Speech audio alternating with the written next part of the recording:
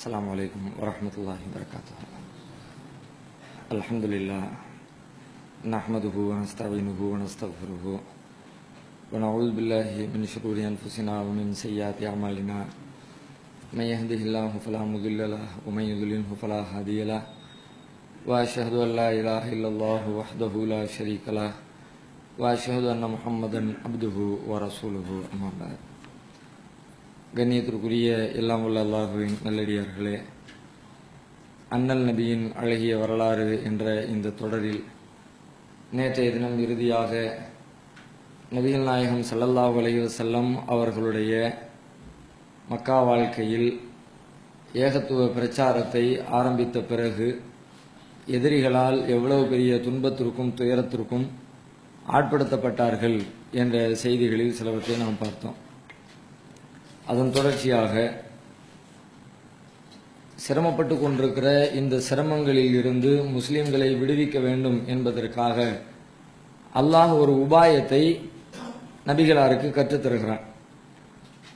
நெருக்கடியாக அல்லாஹ்வை வணங்க முடியாத ஒரு ஊரில் ஒரு பகுதியில் நீங்கள் வாழ நேர்ந்தால், அல்லாஹ்வுடைய பூமி விசாலமாக இருக்கிறது, நீங்கள் இருக்கிற பூமியிலிருந்து புறப்பட்டு எங்கே சுதந்திரமாக இறைவனை வணங்கி வழிபட முடியுமோ அப்படிப்பட்ட ஒரு ஊருக்கு நீங்கள் இடம்பெயர்ந்து விடுங்கள், ஹிஜ்ரத் செய்து விடுங்கள் என்று சொல்லக்கூடிய அறிவுரைகளையும் கட்டளைகளையும் இந்த நேரத்தில் அல்லாஹ் நபிகளாருக்கு அருள ஆரம்பிக்கிறான்.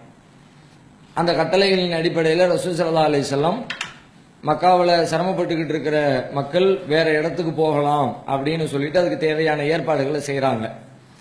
அல்லாஹ் என்ன மாதிரி அந்த வசனங்களை இறக்கி வைக்கலாம் அப்படின்னு சொன்னா, 16வது அத்தியாயம் 41வது வசனத்தில் அல்லாஹ் சொல்கிறான், வல்லதீன ஹாஜரு ஃபில்லாஹி மின் பஅதி மா ظுலிமு, அநியாயம் செய்யப்பட்டதற்கு பிறகு ஹிஜ்ரத் செய்தார்களே அவர்களுக்கு லனுபவ்வி அன்னஹும் ஃபித் துன்யா ஹஸனா, இந்த உலகத்திலேயே அழகான வாழ்க்கையை நாம் வழங்குவோம், வல அஜ்ருல் ஆখিরাতি அக்பர், மறுமையிலுடைய கூலி இதைவிட பெரியது, அதனால நீங்க ஹிஜ்ரத் செய்யறதுக்கு தயங்க வேண்டாம் என்ற கருத்துப்பட அல்லாஹ் வசனங்களை இறக்கி வைக்கிறான்.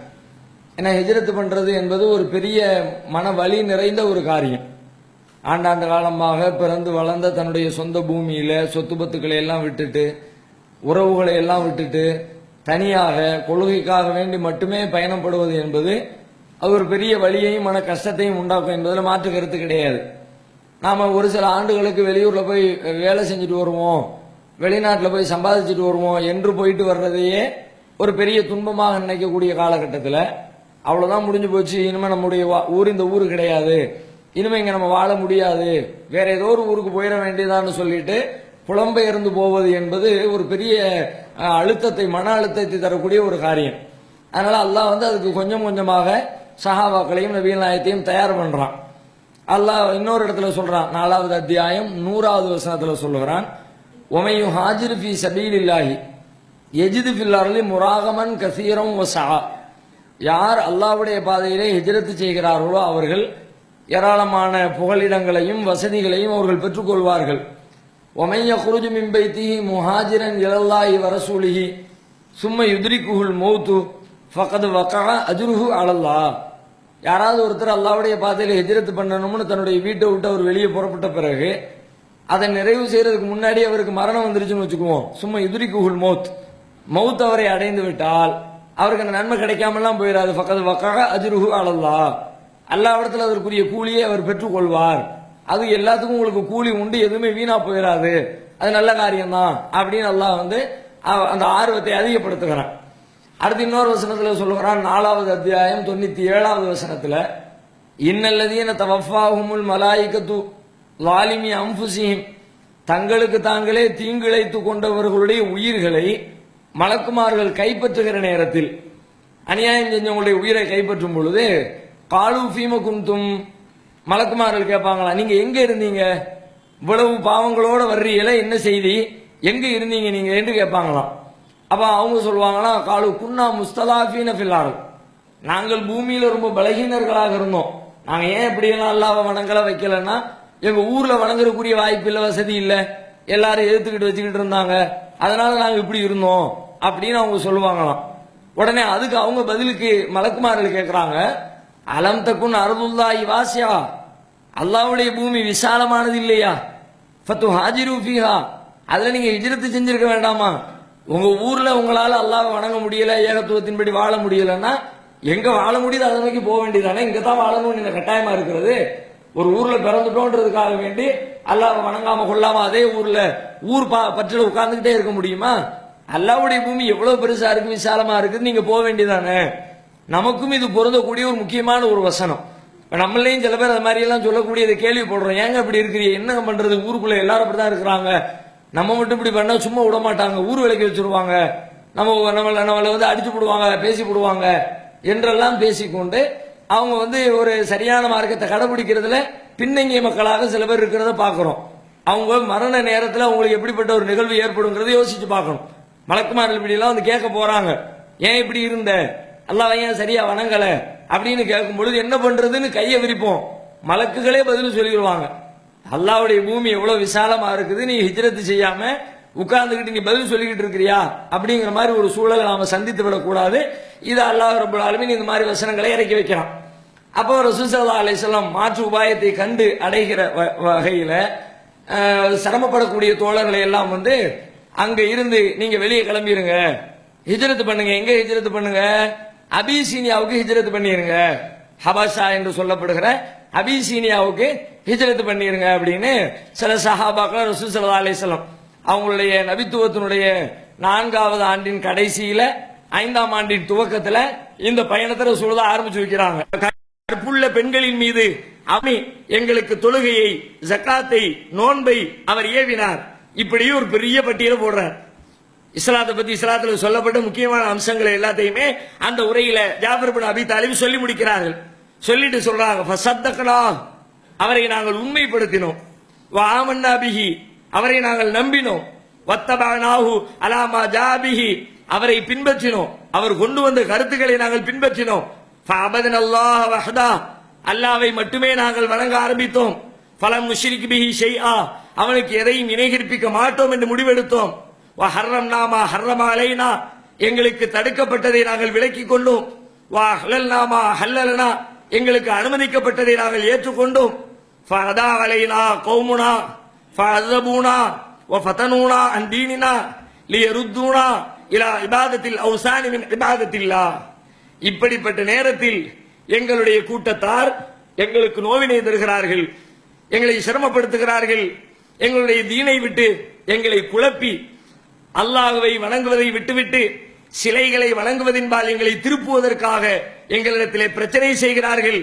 இப்படிப்பட்ட நேரத்திலே ஹரஜ்னா இலா பலதிக்க, உங்கள் ஊரின்பால் நாங்கள் வெளியேறி இருக்கிறோம், வக்தர்னா கலாமன் சிவாக்க, எத்தனையோ ஊர்களும் நாடுகளும் இருக்கிற பொழுது அவைகளை விட்டுவிட்டு உங்களை நாங்கள் தேர்ந்தெடுத்திருக்கிறோம், வரகிபினா ஃபீ ஜிவாரிக்க, உங்களிடத்திலே அடைக்கலம் தேடி வந்திருக்கிறோம், வரஜவுனா அல்லாஹ் நுதுலம இந்தக்க, உங்களிடத்திலே நாங்கள் அநீதம் செய்யப்பட மாட்டோம் என்று ஆதரவு வைத்திருக்கிறோம், இப்படிப்பட்ட நிலையில் உங்களை நாங்கள் தேடி வந்திருக்கிறோம் என்று சொல்லி இஸ்லாத்தினுடைய ஏவல்களை, இஸ்லாத்தினுடைய விளக்கல்களை, நபிலாத்துடைய பண்புகளை எல்லாத்தையும் அப்படியே பட்டியல் போட்டு நஜ்ஜாஷி மன்னருக்கு முன்னாடி ஜாஃபர் இப்னு அபி தாலிப் ரலியல்லாஹு அன்ஹு அவர்கள் சொல்லி முடிக்கிறார்கள். சொன்ன உடனே நஜ்ஜாஷி ரொம்ப அமைதியா உட்கார்ந்து கேட்டுட்டு அடுத்து கேட்கிறாரு, ஹல் மஅக மிம்மா ஜாபிஹி அனில்லாஹி மின் ஷை, உங்களுக்கு அல்லாஹ்விடமிருந்து வந்ததாக சொல்றீங்களே, அதுல ஏதாவது விஷயங்கள், செய்திகள், வசனங்கள் உங்களுக்கு தெரியுமா, உங்கள்ட்ட இருக்குதா அப்படின்னு கேட்கிறார்.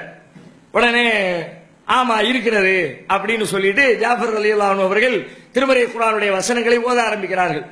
சூரத்து மரியம் 19வது அத்தியாயத்தை அப்படியே மன்னருக்கு முன்னாடி ஓதுறாங்க. காஃப் ஹா யா ஐன் சாத் ذكر رحمة ربك عبده زكريا إذ نادى ربه نداء خفيا قال ربي إني وهن العظم مني واشتعل الرأس شيبا ولم أكن بدعائك ربي شقيا. சூரத்து மரியம் ஓதுறாங்க. மரியமை பொறுத்த வரைக்கும் ஆல்ரெடி மரியமை மதித்து கொண்டிருக்கிறவர் தான் நஜ்ஜாஷி. அவங்களும் அந்த மார்க்கத்தில் உள்ளவங்க தானே. மரியம் அலைஹிஸ்ஸலாம் கரெக்டா பொருத்தமான சூறாவை தூக்கி விடுறாங்க ஜாஃபர் ரலியல்லாஹு அன்ஹு. அதை கேட்ட உடனே இந்த செய்தியை அறிவிக்கக்கூடிய உம்மு சலமா ரலியல்லாஹு அன்ஹா அவங்க சொல்றாங்க, இதை கேட்டுக் கொண்டிருந்த நஜ்ஜாஷியுடைய கண்கள் தாரை தாரையாக கண்ணீரை வெடிக்க ஆரம்பித்தது.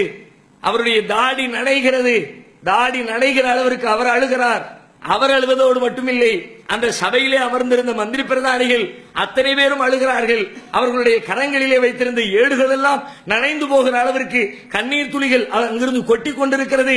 இப்படி அவர்கள் அழுது கொண்டே அந்த வசனங்களை கேட்டுக் கொண்டிருந்தார்கள் என்று சொல்லி உம்மு சலமா ரலியல்லாஹு அன்ஹா அவர்கள் சொல்கிறார்கள். சொல்லி முடிச்சிட்டு ஓதி முடிச்சிட்டாங்க. சூரா ஓதியாச்சு. ஓதின உடனே நஜ்ஜாஷி சொல்றாரு, இன்ன ஹாதா வல்லாஹி, அவர் வேதத்தை படிச்சவர் தானே, அந்த மார்க்கத்தில் இருக்கிறதுனால அதை வச்சு கூட அவர் சொல்றாரு. சொல்லி முடிச்சிட்டு இந்த பக்கம் திரும்புறாரு. 2 பேர் நின்று நிக்கிறாங்க. யார் 2 பேரு? மக்காவுடன் அனுப்பப்பட்ட காபிர்களுடைய தூதர்கள் 2 பேர் நின்று நிக்கிறாங்க. 2 பேரை பார்த்து திரும்புறாரு. சொல்றாரு, இன்தலிகா, நீங்க 2 பேரும் புறப்படலாம், நீங்க 2 பேரும் கிளம்புங்க. ஃபவல்லாஹி லா அஸ்லிமுஹும் இலைக்கும் அபதா, அல்லாஹ்வின் மீது ஆணையாக ஒருபோதும் அவர்களை நான் உங்களிடத்தில் ஒப்படைக்க மாட்டேன், நீங்க 2 பேரும் புறப்படலாம்.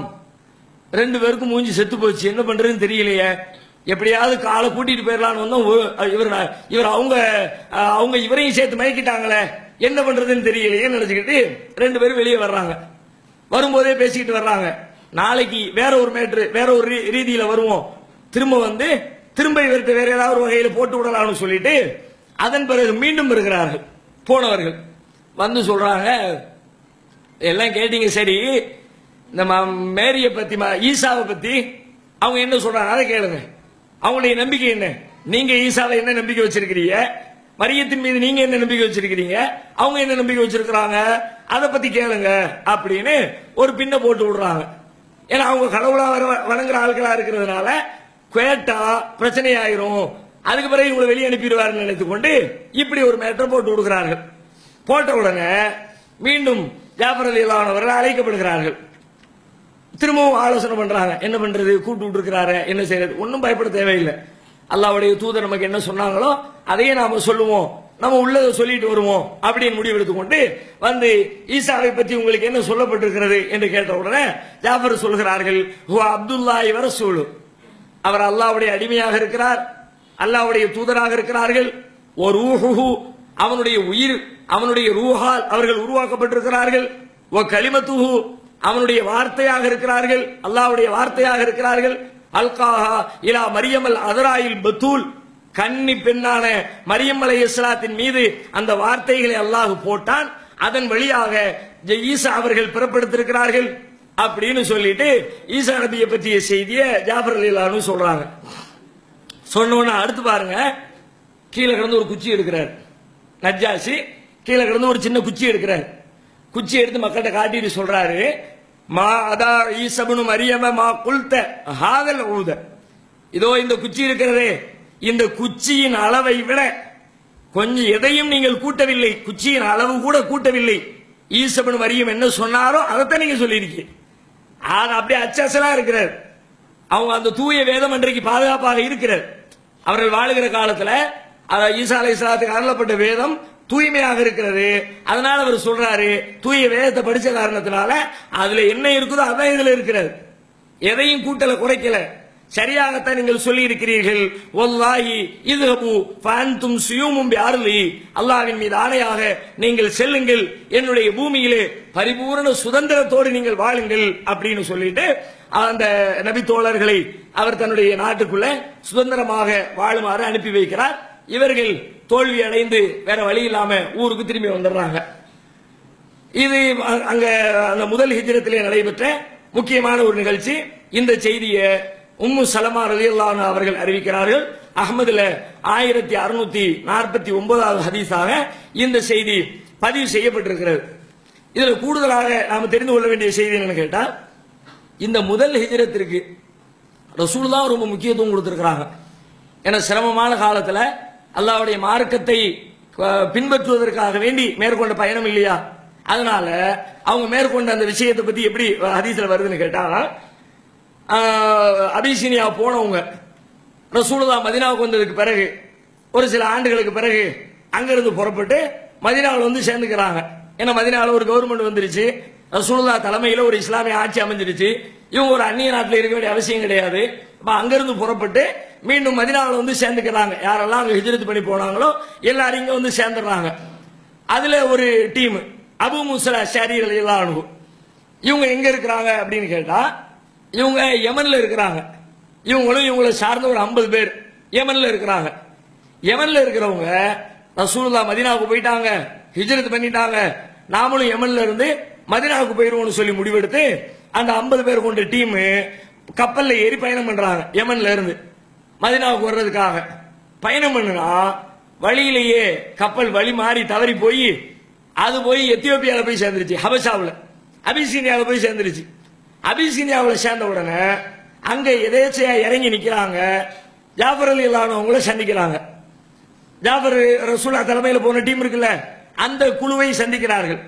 சந்திச்ச உடனே விவரத்தை சொல்றாங்க. நாங்க இந்த மாதிரி மதீனாவுக்கு போகணும்னு கிளம்பி வந்தோம், வர்ற வழியில வழி தவறிட்டோம், ஹபஷாவில் வந்து சேர்ந்துட்டோம் அப்படின்னு சொன்ன உடனே ஜாஃபர் ரலியல்லாஹு அன்ஹு சொல்றாங்க, அல்லாஹ்வுடைய தூதரை எங்களை இங்க அனுப்பி விட்டாங்க, நாங்க அவங்களுடைய கட்டளையின் பேரில் தான் ஹபஷாவில் குடியிருந்து கொண்டிருக்கிறோம், இங்க எங்களுக்கு எந்த பிரச்சனையும் இல்ல, நீங்களும் எங்களோட சேர்ந்துருங்க அப்படின்னு சொல்லிட்டு கொஞ்ச காலம் அந்த டீமோட சேர்ந்து இருக்கிறாங்க.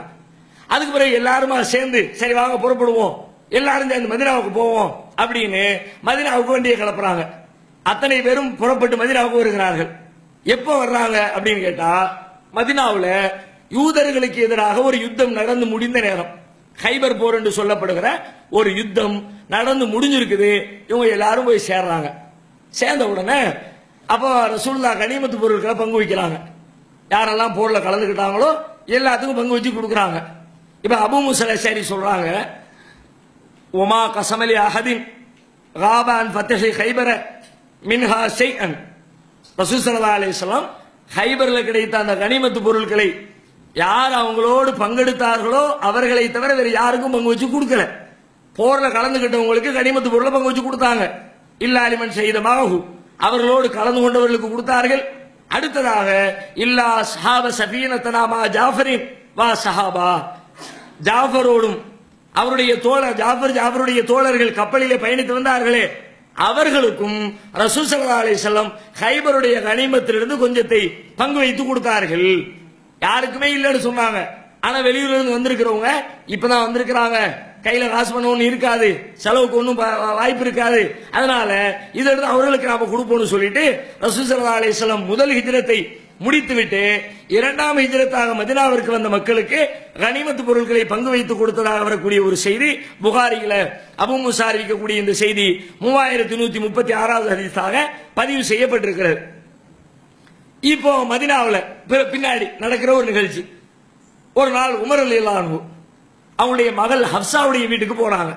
நபிகள் நாயகத்துடைய மனைவியான ஹப்சா ரலியல்லாஹு அன்ஹா அவருடைய வீட்டுக்கு உமர் ரலியல்லாஹு அன்ஹு போறாங்க.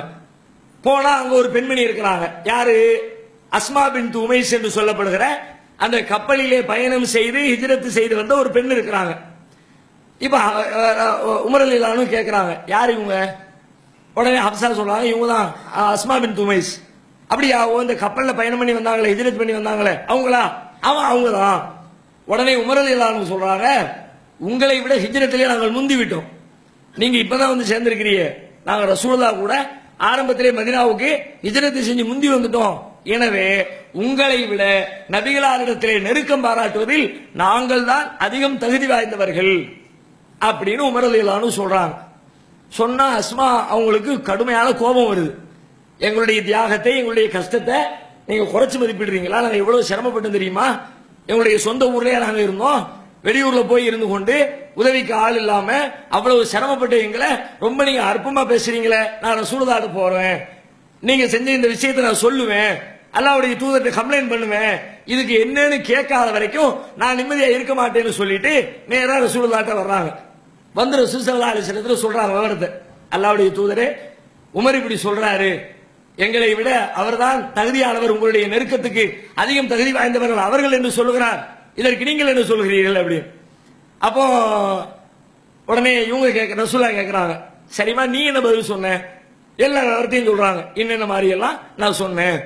உடனே நபிகள் நாயகம் ஸல்லல்லாஹு அலைஹி வஸல்லம் பதிலளிக்கிறார்கள், லைஸ பி அஹக்கபி மின்கும், உங்களை விட அவர்கள் அதிகம் தகுதி வாய்ந்தவர்கள் இல்லை, வலஹு வலி அஸ்ஹாபிஹி ஹிஜ்ரத்தும் வாஹிதா, அவருக்கும் யாருக்கு? உமருக்கும் உமருடைய தோழர்களுக்கும் ஒரே ஒரு ஹிஜ்ரத் தான் இருந்திருக்கிறது, வலக்கும் அன்தும் அகல சபீனதி ஹிஜ்ரத்தான், கப்பல்வாசிகளே உங்களுக்கு 2 ஹிஜ்ரத் இருந்திருக்கிறது, நீங்கள் அபிசீனியாவுக்கு ஒரு ஹிஜ்ரத் பண்ணி இருக்கிறீங்க, அங்கிருந்து இப்ப மதினாவுக்கு ஒரு ஹிஜ்ரத் பண்ணிருக்கிறீங்க, எனவே நீங்கள் இரட்டை கூலிக்கு சொந்தக்காரர்கள், அவங்கள மாதிரி உள்ளவங்க இல்லை என்று சொல்லி முதல் பயணத்திலே மேற்கொண்டவர்களை நபிகள் நாயகம் ஸல்லல்லாஹு அலைஹி வஸல்லம் சிராயித்து சொன்ன செய்தி புகாரியில 4231வது ஹதீஸாக பதிவு செய்யப்பட்டிருக்கிறது. இது ரசூலுல்லாஹ் கடந்து வந்த வரலாற்று பாதையில் ஒரு முக்கிய மைல்கல்லாக அறிந்து கொள்ள வேண்டிய ஒரு செய்தி. அடுத்த ரசூலுல்லாஹ்வுடைய வாழ்க்கையில் நடக்கக்கூடிய இன்னொரு அடுத்த கட்ட நிகழ்வு என்ன அப்படின்னு கேட்டா, ஒரு நபித்துவத்தினுடைய 10வது ஆண்டு, அந்த ஆண்டிலே நடக்கக்கூடிய நிகழ்வு. அடுத்தடுத்து ரசூலுல்லாஹ்வுக்கு நெருக்கமாக இருந்த 2 பேருடைய மரணங்கள், ரொம்ப ரசூலுல்லாஹ்வை கவலைக்கு உள்ளாக்குகிற, அவர்களை பாதிக்கின்ற 2 மரணங்கள் நிகழ்கிறது. என்ன மரணம் என்று கேட்டால், ஒன்று அபூ தாலிப் அவர்களுடைய மரணம். ரசூலுல்லாஹ்வுடைய பெரிய தகப்பனார், ரசூலுல்லாஹ்வுக்கு பெரிய அரணாக இருந்தார், உதவியாக இருந்தார், யாரும் அவங்க மேல கை வைக்க விடாம பாதுகாப்பாக இருந்தார். அப்படிப்பட்ட அபூ தாலிப் மரணிக்கிறார். அதே ஆண்டிலே நபிகள் நாயகம் ஸல்லல்லாஹு அலைஹி வஸல்லம் அவர்களுடைய மனைவி அன்னை கதீஜா ரலியல்லாஹு அன்ஹா அவர்களும் மரணிக்கிறார்கள். இந்த 2 மரணமுமே ரசூலுல்லாஹ்வுக்கு ஒரு பெரிய இழப்பு தான். ஒன்னு, சமூகத்துல அபூ தாலிபுடைய மரணத்திற்கு பிறகு எதிரிகளுடைய கை கொஞ்சம் ஓங்கு, ரசூலுல்லாஹ்வை இன்னும் துன்பப்படுத்தணும், துயரப்படுத்தணும் அப்படின்னு சொல்லிட்டு இன்னும் நெருங்கி வர்றாங்க. அந்த வகையில் அது ஒரு பெரிய இழப்பை உண்டாக்கியது. மன ரீதியாக ஒரு பெரிய பலமாக இருந்தவர்கள் நபிகள் நாயகத்துடைய மனைவி கதீஜா. கதீஜா ரலியல்லாஹு அன்ஹாவுடைய மரணம் உண்மையிலே ரசூலுல்லாஹ்வுக்கு பெரிய இழப்பு தான். ஏன்னா ரசூலுல்லாஹ் கதீஜா நாயகியை நேசித்த அளவுக்கு அவருடைய மனைவிமார்களை வேற யாரையும் நேசிக்கலன்னு சொல்லிடலாம். அந்த அளவுக்கு நேசத்துடைய உச்சபட்சமான பாசத்தை வச்சிருந்தாங்க. ஆரம்பத்தில் இஸ்லாத்தை ஏற்றுக்கொண்டவங்க, இஸ்லாத்துக்கு பக்கபலமா இருந்தவங்க, நபிகள் நாயகத்துக்கு ஆறுதல் சொன்னவங்க, ரசூலுல்லாஹ்வுக்கு கஷ்டம் வர்ற நேரத்தில் எல்லாம் அவர்களுக்கு பக்கபலமாக நின்று தாங்கி பிடித்தவர்கள் அன்னை கதீஜா ரலியல்லாஹு அன்ஹா. அதனால ரசூலுல்லாஹ் கதீஜா நாயகி மேல ரொம்ப அளவு கடந்த பாசத்தை வச்சிருந்தாங்க. எந்த அளவுக்கு பாசம் வச்சிருந்தாங்க என்று சொன்னால், ரசூலுல்லாஹ்வே அது சொல்றாங்க. ஆயிஷா நாயகி ஒரு தடவை கேட்கிறாங்க, எப்ப பார்த்தாலும் அந்த வயது முதிர்ந்த அந்த கிழவியை பத்தியே பேசிட்டு இருக்கிறீங்களே. ஆயிஷா நாயகி ரொம்ப சின்ன பிள்ளை. பொதுவாகவே மனைவிமார் என்று சொன்னால் யார் ரொம்ப வயது குறைவா இருக்கிறாங்களோ, ரொம்ப இளமையா இருக்கிறாங்களோ, அவங்கள தானே இயல்புல மனது விரும்பும். அந்த மாதிரி நிலையில இருக்கிற ஆயிஷா நாயகி ரசூலுல்லாஹ் பார்த்து கேட்கிறாங்க, எப்ப பார்த்தாலும் அந்த வயது முதிர்ந்த கதீஜாவை பத்தியே பேசிட்டு இருக்கிறீங்களே, ஏன் நாங்கெல்லாம் உங்களுக்கு இல்லையா அப்படின்ற மாதிரி ரசூலுல்லாஹ் ரோஷப்படுத்துற மாதிரி கேட்கிறாங்க. கேட்கறதோடு மட்டும் இல்ல, அவங்களே சொல்றாங்க, மா கிருத்து அலா இம்ராத்தின் நபி ஸல்லல்லாஹு அலைஹி வஸல்லம், ரசூலுல்லாஹ்வுடைய மனைவிமார்களில் யார் மீதும் நான் ரோஷப்பட்டது கிடையாது, கதீஜா நாயகியின் மீது பட்ட ரோஷத்தை போல. ரசூலுல்லாஹ் அவங்களுக்கு இவ்வளவு பாசம் வச்சிருக்கிறாங்களே, நம்ம மேல அவ்வளவு காட்ட மாட்டேங்கிறாங்களே அப்படின்ற அளவுக்கு நான் ரோஷப்படுகிற மனிதராக அன்னை கதீஜா அவர்கள் திகழ்ந்திருக்கிறார்கள் என்று ஆயிஷா நாயகியே சொல்றாங்க. இப்ப ரசூலுல்லாஹ் அதுக்கு பதில் சொல்றாங்க, நான் ஏன் அவ்வளவு நேசம் வைக்கிறேன் தெரியுமா, கத ஆமனத்து பி இது கஃபரபி என்னாஸ், மக்கள் எல்லாம் என்னை மறுத்த நேரத்திலே, நிராகரித்த நேரத்திலே என் மீது நம்பிக்கை கொண்டவர் கதீஜா. ஓ சத்தகத்னி இது கதபனி என்னாஸ், மக்கள் எல்லாம் என்னை பொய்ப்படுத்திய நேரத்திலே என்னை உண்மைப்படுத்தியவர் கதீஜா. வாசத்னி பி மாலிகா இது ஹரமணி என்னாஸ், மக்கள் எல்லாம் தங்களுடைய சொத்து செல்வங்களை தடுத்துக் கொண்டிருந்த நேரத்தில் தன்னுடைய சொத்துக்களால் எனக்கு உதவி செய்தவர் கதீஜா. ரஸகனி அல்லாஹு அஸ்ஸ வஜல் வலதஹா இது ஹரமணி அவுலாதன்னா நிசா, மற்ற மனைவிமார்களிடமிருந்து பிள்ளைகளை அல்லாஹ் தடுத்து விட்ட நேரத்தில் அவர் வழியாகத்தான் அல்லாஹ் எனக்கு பிள்ளை செல்வத்தை தந்திருக்கிறான். எனவே வேற யாரும் அவங்களுடைய இடத்துக்கு வர முடியாது. நான் ரொம்ப நேசிக்கிறோம்னா எல்லாரும் என்ன பொய்யன்னு சொல்லும் பொழுது நான் உண்மையாளன்னு சொன்னவர்கள் கதீஜா அவர்கள். யாருமே என்னை நம்ப மறுத்த நேரத்திலே எனக்கு பக்கபலமாக என்னை நம்பியவர்கள் கதீஜா அவர்கள். எந்த மனைவிமார் வழியாகவும் பிள்ளை இல்லாத நேரத்திலே அல்லாஹ் இவர் வழியாகத்தான் எனக்கு பிள்ளையை கொடுத்து மகிழ்ச்சியை தந்திருக்கிறான். ஆகையினால அவங்களுடைய இடத்தை வேற யாருக்கும் பங்கு வச்சு கொடுக்க முடியாது என்கிற அளவிற்கு நபிகள் நாயகம் ஸல்லல்லாஹு அலைஹி வஸல்லம் பாசம் வைத்த மனைவி கதீஜா. இந்த செய்தி அஹ்மதுல 23719 ஹதீஸாக பதிவு செய்யப்பட்டிருக்கிறதை பார்க்கிறோம். இன்னும் சொல்ல போனால் கதீஜா நாயகிக்கு அல்லாஹ்வும் முக்கியத்துவம் கொடுக்கிறான். ஒரு தடவை ஜிப்ரீல் அலைஹிஸ்ஸலாம் வர்றாங்க ரசூலுல்லாஹ்ட்ட வந்து, யா ரசூலுல்லாஹ் ஹாதிஹி கதீஜா கத அத்தத் மகஹா இனாவுன் ஃபீஹி இதாவுன் அவ் தஆமுன் அவ் ஷராபுன், இதோ கதீஜா வந்து கொண்டிருக்கிறார்கள், அவர்களிடத்தில் ஒரு பாத்திரம் இருக்கிறது, பாத்திரத்திலே உங்களுக்கு தேவையான உணவு, தண்ணீர், குடிபானம், குழம்பு எல்லாவற்றையும் எடுத்துக்கொண்டு வந்து கொண்டிருக்கிறார்கள். ஃபைதாயிய அத்தத்துக்க அவர்கள் உங்களிடத்திலே வந்துவிட்டால் ஃபக்ர அலைஹி ஸலாம் அவர்களுக்கு நீங்கள் சலாம் சொல்லுங்கள். மிர் ரப்பிஹா அவர்களது இறைவனுடைய சலாமை சொல்லுங்கள். அல்லாஹ் கதீஜா நாய்க்கு சலாம் சொல்லி விடுறாங்க. அல்லாஹ் சலாம் சொல்றாங்கன்னா அதுக்கு அர்த்தம் வேற. நம்ம சலாம் சொல்றோம்னா அல்லாஹ்வுடைய அருள் அவர்களுக்கு கிடைக்கட்டும்னு அர்த்தம். அல்லாஹ் சலாம் சொல்றாங்கன்னா நேரடியாகவே அல்லாஹ் அருள் புரிகிறான் என்பது அதனுடைய பொருள். ஜிப்ரீல் சொல்றாங்க ஃபக்ர அலைஹி ஸலாம் மிர் ரப்பிஹா அவர்களது இறைவனின் சலாமை அவருக்கு எடுத்து சொல்லுங்கள். ஓ மின்னி என்னுடைய சலாமையும் எடுத்து சொல்லுங்கள். ஓ பஷ்ஷிர்ஹா பி பைத்தின் ஃபில் ஜன்னா மின் கஸபின் லா ஸகப ஃபீஹி வலா நஸப அவர்களுக்கு சுவனத்திலே ஒரு மாளிகையை கொண்டு சுவச்செய்தி சொல்லுங்கள். உலகத்தில் வாழுகிற காலத்திலேயே சொர்க்கத்தை கொண்டு நன்மாராயம் சொல்லப்பட்டவர்களின் பட்டியலில் அன்னை கதீஜா அவர்களும் இடம்பெற்றிருக்கிறார்கள். ஜிப்ரீல் சொல்லுகிறார்கள் ஓ பஷ்ஷிர்ஹா பி பைத்தின் ஃபில் ஜன்னா சுவர்க்கத்திலே ஒரு மாளிகை இருக்கிறது என்று நீங்கள் நற்செய்தி சொல்லுங்கள்.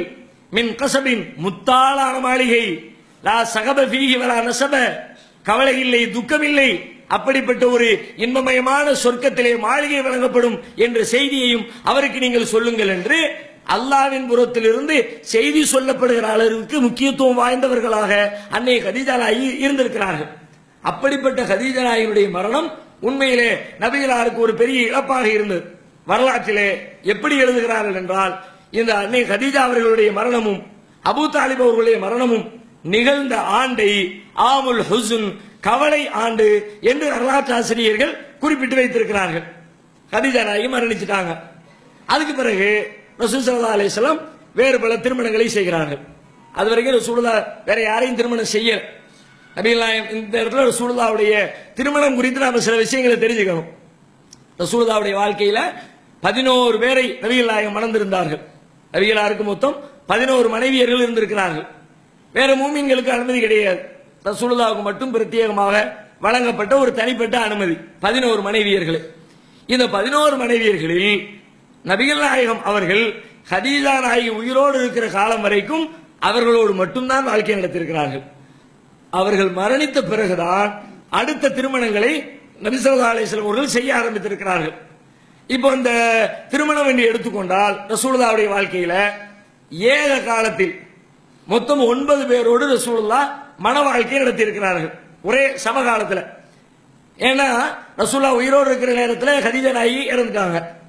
அதே போல ஜெய்னப் பின்த் ஹுசைமா என்ற அந்த மனைவியும் இறந்து விட்டார்கள். இந்த 2 பேரும் இறந்துட்ட காரணத்தினால ஏக காலத்தில் நபிகள் நாயகம் ஸல்லல்லாஹு அலைஹி வஸல்லம் மொத்தம் 11 மனைவியர்களோடு 9 மனைவியர்களோடு வாழ்க்கையில இல்லறத்தில் ஈடுபட்டிருக்கிறார்கள் என்ற செய்தியை நாம் அறிந்து கொள்ள முடிகிறது. இதுல ரசூலுல்லாஹ்வுடைய திருமணத்தை எதிரிகள் எப்படி பார்க்கறாங்கன்னா ஒரு கொச்சையாக உடல் தேவைக்காக வேண்டி எந்த அளவுக்கு முகமது செய்திருக்கிறார் பாருங்க அப்படிங்கிறது மாதிரி ஒரு காம இச்சைக்காக வேண்டி திருமணம் முடித்துக் கொண்டதை போல ரசூலுல்லாஹ்வுடைய திருமணத்தை கொச்சைப்படுத்துகிறார்கள். ஆனால் ரசூலுல்லாஹ்வுடைய திருமணத்தை ஆராய்ந்து பார்க்கிற யாராலும் அப்படி ஒரு குற்றச்சாட்டை சொல்லவே முடியாது. ரசூலுல்லாஹ் தன்னுடைய உடல் தேவைக்காக வேண்டி தான் திருமணம் செஞ்சாங்க சொல்லவே முடியாது. ஏன்னு கேட்டா உடல் தேவைக்காக வேண்டி ஒரு மனிதன் திருமணம் செய்வதாக இருந்தால் உடல் எப்பொழுது தேவைப்படுகிற பருவமோ அந்த பருவத்தில் திருமணம் செய்திருக்க வேண்டும். அந்த பருவம் எப்படிப்பட்ட பருவம்? கதீஜா நாயகியோட குடும்பம் நடத்தின பருவம். சிறு வயது 25 வயசுல இருந்து 50 வயசு வரைக்கும் குடும்பம் நடத்தினாங்கல்ல. ஏறத்தாழ 25 வருஷம் குடும்பம் நடத்தி இருக்கிறாங்களே. இந்த பருவம் தான் ஒரு மனிதனுடைய உடலிலே உடல் தேவைகள் அதிகம் இருக்கிற ஒரு பருவம். அப்படிப்பட்ட பருவத்திலே ஒரே மனைவியோடு வாழ்க்கையை நடத்திய நபிகள் நாயகம் அவர்கள் அதற்கு பிறகுதான் வேறு மனைவியர்களை திருமணம் செய்கிறார்கள் என்றால் 50 வயசுக்கு மேல செய்யக்கூடிய திருமணத்தை உடல் தேவைன்னு எப்படி சொல்ல முடியும்? சொல்வதற்கு நியாயமே கிடையாது. இரண்டாவது, ரசூல் ஸல்லல்லாஹு அலைஹி வஸல்லம் ஒவ்வொரு திருமணத்தையும் எடுத்து பாருங்க, அதன் பின்னணியிலே ஏதோ ஒரு நியாயமான காரணங்கள் இருப்பதை நாம் அறிந்து கொள்ள முடியும். ஒன்னொன்றுக்கும் ஒரு காரணங்கள் இருக்கிறது. அன்னை உடல் தேவைக்காக வேண்டி என்ற ரீதியில் எந்த திருமணத்தையும் சொல்ல முடியாது. அவங்க திருமணம் செஞ்சதுல ஒரே ஒரு பெண் மட்டும்தான் கன்னிப்பெண். திருமணம் ஆகாத மணமுடிக்காத புது பெண்ணை ரசூலுல்லாஹ் திருமணம் செய்தார்கள் என்றால் ஆயிஷா ரலியல்லாஹு அன்ஹா அவர்கள் மட்டும்தான் நபிகளாரால் அப்படி மணமுடிக்கப்பட்டிருக்கிறார்கள். மற்ற எல்லாருமே ஏற்கனவே ஒரு கணவரோடு வாழ்ந்தவர்கள், 2 கணவரோடு வாழ்ந்தவர்கள், 3 கணவரோடு வாழ்ந்தவர்கள், இந்த மாதிரி ரொம்ப வயசானவர்கள், 50 வயது கடந்தவங்க. ஒரு மனைவி சொல்றாங்க, அவங்கள திருமணம் செய்கிற நேரத்தில் உதாரணமா உம்மு சலமா ரலியல்லாஹு அன்ஹா அவர்கள் அவங்க திருமணம் செய்யற நேரத்தில் அவங்களே சொல்றாங்க, என்னுடைய வயதை ஒத்தவர்கள் யாரும் திருமணம் செய்வது கிடையாது. திருமணம் செய்யப்படுகிற மனைவியே சொல்றாங்க, என் வயதை ஒத்த யாரும் திருமணம் செய்யக்கூடியவர்களாக இல்லையே.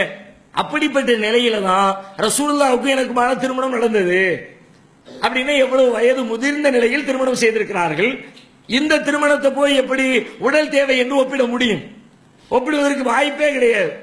எல்லா திருமணமுமே ரொம்ப ஏஜானவங்க, வயசானவங்க, விதவை பெண்கள், அப்படிப்பட்ட நிலையில தான் ரசூல் ஸல்லல்லாஹு அலைஹி வஸல்லம் மனம் முடித்திருக்கிறார்கள். ஒரு திருமணம் ஸைத் இப்னு ஹாரிஸா அவர்களுக்கு ரசூலுல்லாஹ் கல்யாணம் முடிச்சு கொடுத்தாங்க. தன்னுடைய மாமி மகளை, ஸைனப் பின்த் ஜஹஷ் என்று சொல்லப்படுகிற ரசூலுல்லாஹ்வுடைய மாமி மகளை ரசூலுல்லாஹ் ஸைத் இப்னு ஹாரிஸாவுக்கு திருமணம் முடிச்சு கொடுத்திருந்தாங்க. யார் இந்த ஸைத் இப்னு ஹாரிஸா? ரசூலுல்லாஹ்வுடைய வளர்ப்பு மகனாக அறியப்பட்டவர். இஸ்லாத்துல வளர்ப்பு மகன் கிடையாது, ஆனா சின்ன வயசுல இருந்து ரசூலுல்லாஹ்ட்ட வளர்ந்தவர் இந்த ஸைத் இப்னு ஹாரிஸா. ரசூலுல்லாஹ் தன்னுடைய மாமி மகனை கட்டி வைக்கிறாங்க. இப்போ ரெண்டு பேருக்கும் இடையில குடும்ப வாழ்க்கை செட் ஆகல. அவர் விவாகரத்து பண்ற முடிவு எடுத்துட்டாரு. விவாகரத்து பண்ண முடிவெடுத்த பிறகு ரசூலுல்லாஹ் சொல்றாங்க, ஏன்பா விவாகரத்து பண்ற, சேர்ந்து வாழ, அம்சிக்க அலைக்க ஜௌஜக்க, அந்த மனைவியோடு சேர்ந்துனே, ஒத்தக்கில்லாக அல்லாஹ் பயந்துகையன், அப்படி எல்லாம் அந்த ஸைதுக்கு ரசூலுல்லாஹ் அறிவுரை சொல்றாங்க. ஆனா செட் ஆகல, கடைசியில விவாகரத்து ஆயிடுச்சு. இப்ப அல்லாஹ் சொல்றான், நம்முடைய திட்டப்படி அவர் விவாகரத்து செய்த பிறகு ஸைனபை நபிகள் நாயகம் திருமணம் செய்ய வேண்டும் என்று நம்முடைய ஏற்பாடு. அல்லாஹ்வே சொல்றான், ஜவ்வஜனாக்கா, ஸைது தன்னுடைய தேவையை அவரிடத்திலே முடித்துக் கொண்ட பொழுது இந்த ஸைனபை நாம் அவருக்கு திருமணம் செய்து கொடுத்தோம். யாருக்கு?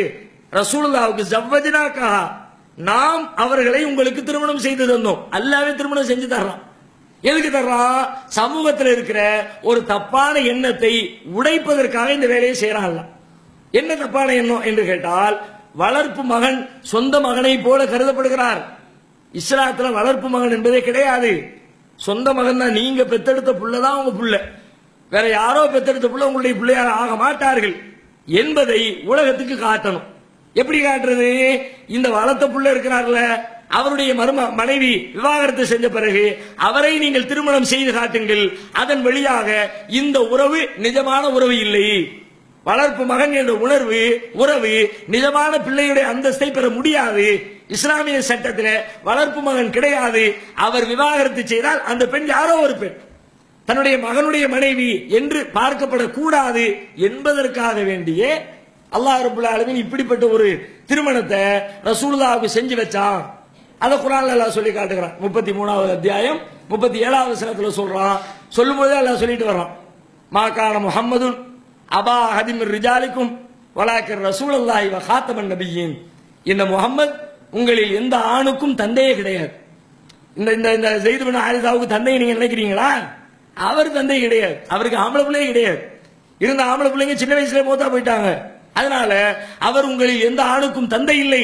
இதை உலகத்திற்கு சொல்ல வேண்டும் என்றால் அவரால் விவாகரத்து செய்யப்பட்ட பெண்ணை இவர் திருமணம் செய்து கொள்வதன் வழியாகத்தான் தெளிவாக உலகத்திற்கு சொல்ல முடியும் என்று அல்லாஹ் இந்த ஏற்பாட்டை செய்திருப்பதை பார்க்க முடிகிறது.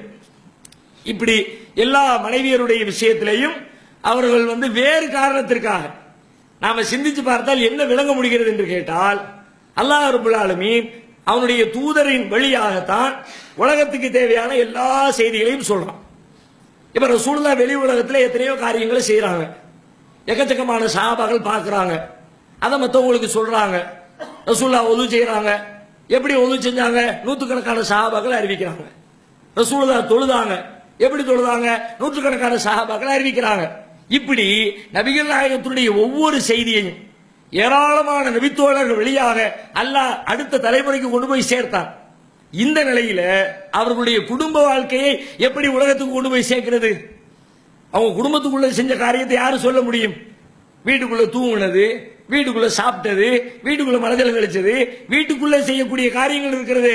இந்த செய்திகள் உலகத்திற்கு பாடமாக போக வேண்டும் என்றால் மனைவியர்கள் வழியாக தான் போக முடியும். அப்போ ஒரு மனைவி மட்டுமே இருந்தாங்கன்னா பாதியை சொல்லுவாங்க, பாதியை மறந்துடுவாங்க. ஒன்னு சரியா சொல்லுவாங்க, ஒன்னு தப்பா சொல்லிடுவாங்க. இந்த விஷயத்தை எல்லாம் சரி செய்வதற்காகத்தான் அல்லாஹ் ரப்பல் ஆலமீன் நபிகள் நாயகத்திற்கு பிரத்யேகமாக கூடுதலாக சில மனைவிமார்களை அனுமதித்து அவர்கள் வழியாக உம்மு சலமா சிலர் சொல்றாங்க, உம்மு ஹபீபா சிலர் சொல்றாங்க, சவுதா சிலர் சொல்றாங்க, மைமூனா சிலர் சொல்றாங்க, ஐஷா ராயி சிலர் சொல்றாங்க. இப்படி நபி மூமின்களுடைய தாய்மார்கள் ஒவ்வொருவரும் ஒவ்வொரு செய்தியை உலகத்திற்கு சொல்ல வைத்து நபிகள் நாயகத்தினுடைய குடும்பத்திலே நடந்த வீட்டிலே நடந்த நிகழ்வுகளை அல்லாஹ் உலகத்துக்கு கொண்டு வந்து சேர்க்கிறதுக்கு தான் நபிகளாருக்கு இப்படி கூடுதலான மனைவியர்களை அங்கீகரித்திருக்கிறான், அனுமதித்திருக்கிறான் என்பதை நாம புரிந்து கொள்ள வேண்டும். ரசூலுல்லாஹ்வுடைய திருமணம் குறித்த செய்திகள். அடுத்த ரசூலுல்லாஹ்வுடைய வாழ்க்கையில மிக மிக முக்கியத்துவம் வாய்ந்த ஒரு நிகழ்வு இந்த மக்கா வாழ்க்கையில் நடக்கிறது. அந்த நிகழ்வை பத்தி அல்லாஹ் சொல்லும் போது பீடிகையா அல்லாஹ் சொல்றான், வமா ஜஅல்னா ருயல்லதி, நாம் உமக்கு காட்டிய அந்த காட்சி, அந்த நிகழ்ச்சி ஃபித்னத்தல் லின்னாஸ், மனிதர்களுக்கு ஒரு சோதனையான ஒரு நிகழ்ச்சி அப்படின்னு அல்லாஹ்வால் அடைமொழி கொடுக்கப்பட்டு நடந்தேறிய ஒரு நிகழ்வு நபிகளாருடைய வாழ்க்கையில முக்கியமான ஒரு நிகழ்வு. அது என்ன நிகழ்வு? நபிகள் நாயகம் ஸல்லல்லாஹு அலைஹி வஸல்லம் விண்ணுலக பயணத்திற்கு சென்ற மேராஜ் என்ற, இஸ்ரா என்று சொல்லப்படுகிற, மேராஜ் என்று அழைக்கப்படுகிற அந்த நிகழ்ச்சி நபிகளாருடைய வாழ்க்கையிலே நடைபெற்ற இன்னொரு மிக முக்கியமான ஒரு நிகழ்ச்சி. அந்த நிகழ்ச்சியிலே ஏராளமான தகவல்களை, பாடங்களை, படிப்பினைகளை நாம் அறிந்து கொள்ள வேண்டியது இருக்கிறது. இன்ஷா அல்லாஹ் வரக்கூடிய நாளில் அது குறித்த தகவல்களை நாம் பார்க்கலாம்.